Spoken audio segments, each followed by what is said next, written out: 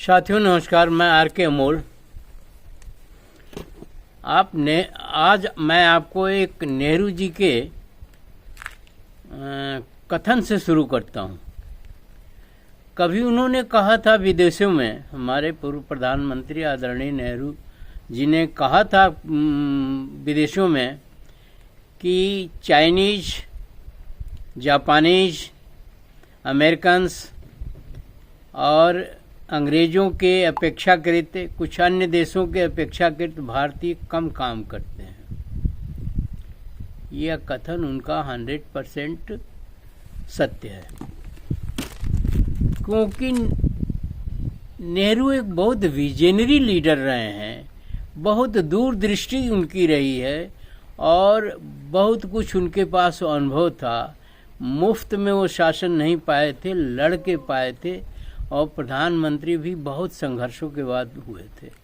अध्ययन भी उनका बहुत था और गांधी के संपर्क में तो थे ही। अब मैं उसकी व्याख्या करता हूँ, उनके कथन की मैं व्याख्या करता हूँ। अपने देश में साधु संन्यासियों, योगी महंतों की भरमार है, ये सभी जानते हैं, और वो कोई काम नहीं करते हैं। वो देश के ऊपर और जनता के ऊपर बोझ है। जब काम ही नहीं करते हैं तो एक बहुत बड़ा वर्ग जो है काम करने से वंचित है। तो इसमें कोई बुरा नहीं कहा था नेहरू ने, सही कहा था।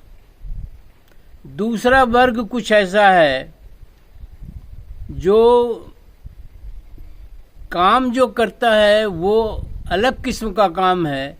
जैसे ये देश गांवों में बसा हुआ, खेती गृहस्थी, हल जोतना, वो हल जोतने को या खेती गृहस्थी करने को जिससे अन्न पैदा होता है वो अपनी तौहीन समझता है।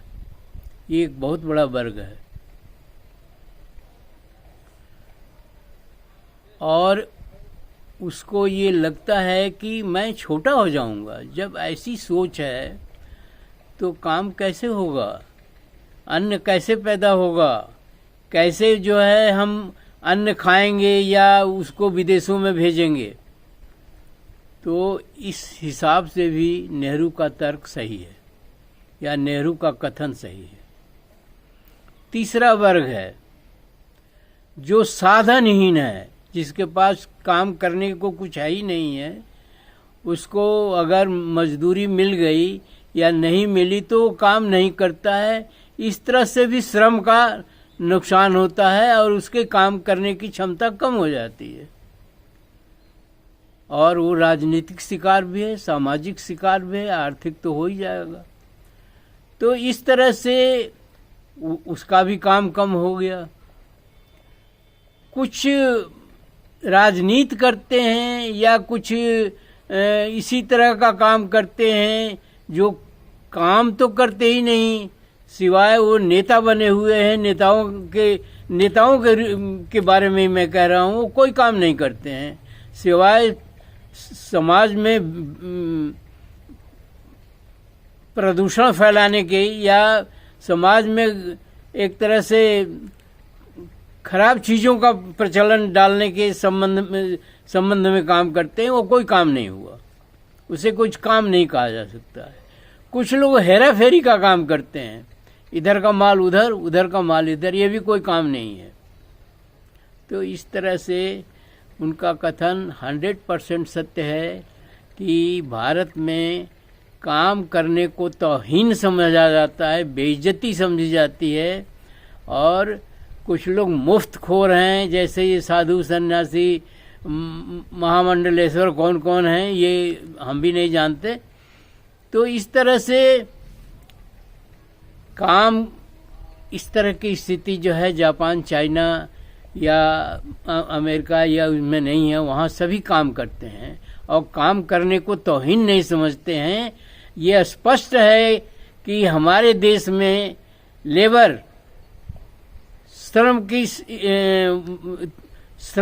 लेबर को नीचा समझा जाता है और जो मकार हैं, जो साधु सन्यासी हैं, उनको ऊंचा समझा जाता है।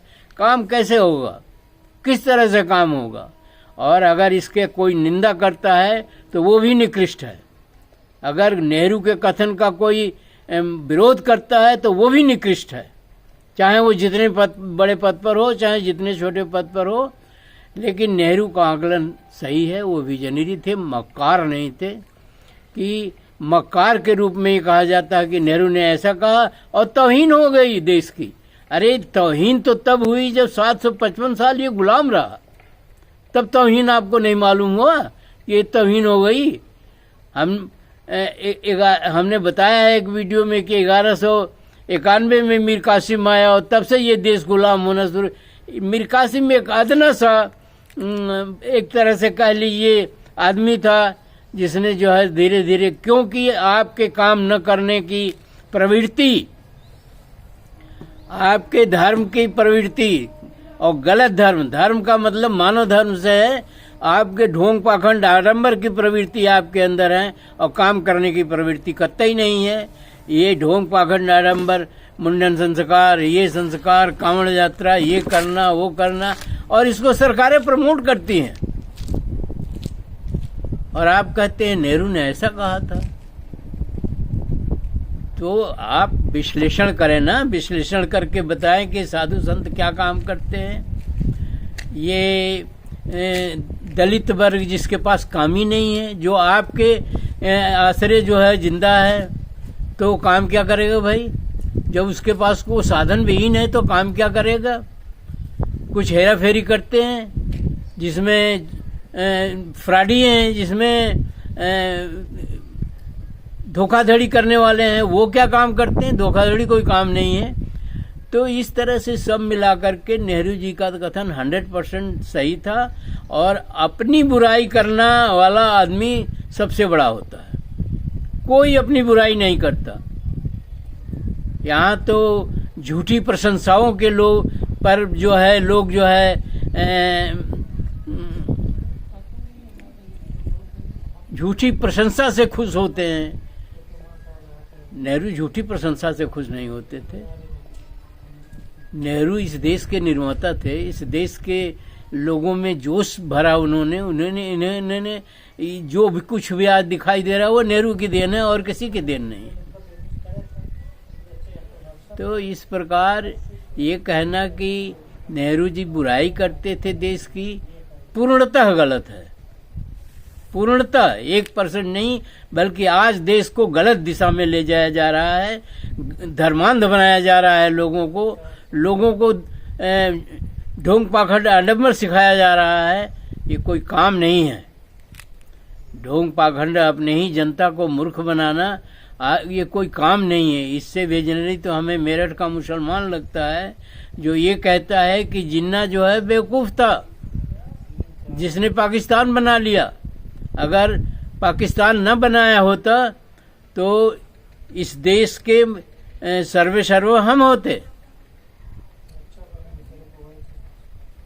और आप हिंदुओं को ढोंग पाखंड आडंबर में ले जा रहे हैं, आप हिंदुओं को धर्मांध बना रहे हैं, आप हिंदुओं को कामचोर बना रहे हैं, आप हिंदुओं में फूट डाल रहे हैं, आप हिंदुओं में डर पैदा कर रहे हैं कि आपका मंगलसूत्र ले लेगा तो ये करेगा वो करेगा। ये कोई काम है? तो हमें अपने एक्टिविटी पर शर्म भी आनी चाहिए। बेशर्म तो हम है ही हैं, लेकिन हमें शर्म भी आनी चाहिए थोड़ी बहुत कि हमारा मंगलसूत्र कैसे कोई ले लेगा, हमारी चीजें कैसे कोई छीन लेगा। ये आत्मविश्वास नहीं, लोगों को डराया जा रहा है, लोगों की हिम्मतें तोड़ी जा रही हैं, लोगों को कमजोर बनाया जा रहा है ताकि वो किसी एक व्यक्ति विशेष या ढोंगियों पाखंडियों आडंबरवादियों के पीछे पीछे घूमें। इस वीडियो पर मैं आपसे निवेदन करूंगा, हर वीडियो पर करता हूं, निवेदन करूंगा कि आप इसका मनन करिए और ये अपने समाज में स्वयं और पूरे काफ़ी विस्तृत इलाके में ढोंग पाखंड आडंबर का विरोध करिए, करना बंद करिए और शिक्षा और स्वास्थ्य पर ध्यान दीजिए।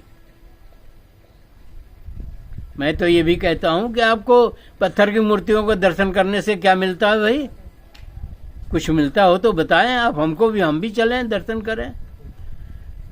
इसी के साथ मैं वीडियो समाप्त करता हूं और आपसे पुनः निवेदन करता हूं कि आप कृपया ढोंग पाखंड आडंबर त्यागें और अंधविश्वास त्यागें और लोगों को जागरूक करें, खुद भी जागरूक हों और देश का हित इसी में है कि आप जागरूक हों।